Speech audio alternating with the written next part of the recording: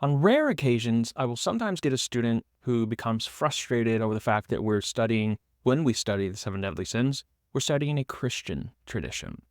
Especially in today's postmodern, multicultural world. And occasionally someone will ask, well, what about Islam? Do they have a deadly sins list that we can learn? And yeah, they do, first of all, but sometimes I think that question's just not asked in entire, genuine, authentic spirit. It's asked to be unnecessarily, needlessly combative, but in any case, I do tell them, yeah, Islam does have their own seven deadly sins list, but you didn't give me theirs. You gave me this list of seven, right? I ask them, okay, what's the seven? You tell me which one's next. They always forget vainglory, the forgotten vice, but I always offer them that one. But you guys gave me this. Nobody gave me one of Islam's, which would be witchcraft. Nobody mentions witchcraft as one of the seven deadly sins, yet it does appear in Islamic seven deadly sins. Another one, nobody gave me running from battle as a coward, which would be another of Islam's seven deadly sins. Nobody mentions that one. But yeah, many other traditions have lists of seven deadly sins, lists of deadly sins that aren't seven, all of the above. In fact, why seven? Well, seven's a very magical number. It's a very mystical number with important symbolic properties. If you put in the search bar into Wikipedia just the digit 7, you'll come across this really fascinating long article about the number, but especially fascinating below that is all of its interesting applications, like 7 wonders of the ancient world in antiquity, or the 7 hills of Rome, the 7 seas, of course 7 days in the week, and then the 7 heavens, right? The 7th heaven. Why? Well, because the classical planets in antiquity, they weren't all of our solar system. In fact, they weren't all, because they included the moon and the sun among the 7 and not Earth. So that would be, other than that, just 5 planets.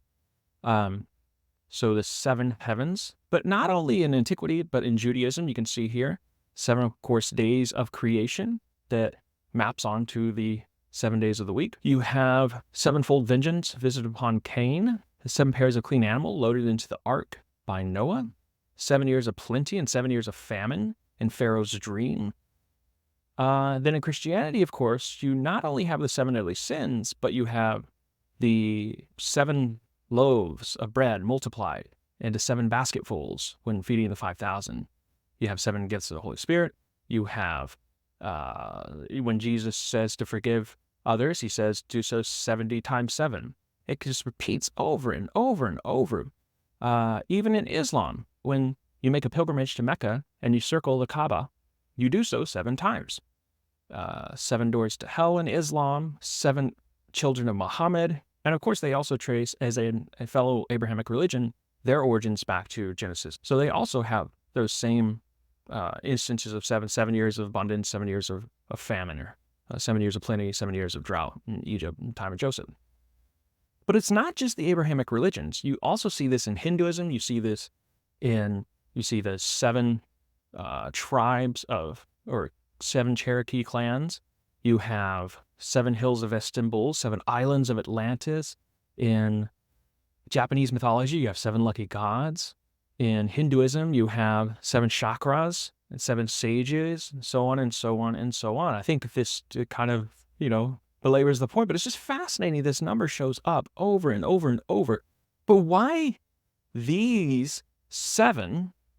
I mean, did Christians just kind of, do something special? It goes back to that question, why are we studying these?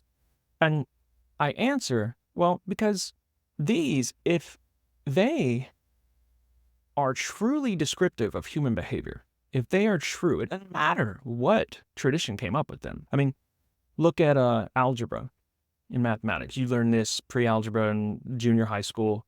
Did you know that the word algebra comes from al-jabar? I don't know if I'm pronouncing that right. It's an Arabic word. It was named after this book written in the medieval ages by some guy named Muhammad Ali, something or other. Probably Muslim. But nobody goes around saying, hey, whoa, don't give me the Islamic stuff. I only want these other, why can't you be fair? Nobody says that because we see the value of algebra for what it is. It just is good. It's correct, right? Or take, for example, the Constitution, inspired by John Locke, the principles of government, for example, life, liberty, and the pursuit of happiness. It was the pursuit of property in Locke's original, but all gotten from John Locke. But nobody ever brings up the fact that he was a devout Christian. In fact, he had a treatise called On the Reasonableness of Christianity. But nobody seems to be bothered by that, right? It just seems like recently it seems in vogue to become offended and to criticize things when you're focusing on Christian things. But to that I say, it doesn't matter what tradition came up with it. If it's true, it's true. Now, I want to show you this chart that I came across randomly on Reddit. It's just fascinating, really. And since finding it, I've reached out to the author, and I don't know, why it didn't receive as much attention as it did, but the author did some great work in here. I mean, I look at the left side of this, Evagrius' original 8. Of course, you might know by now, there's not just 7. If you include pride, there's 8. And pride and vainglory are both there from the beginning. You can see over here, Evagrius, you've got what he calls on this chart boasting. That would be vainglory, kenodoxia. You can see the Greek there.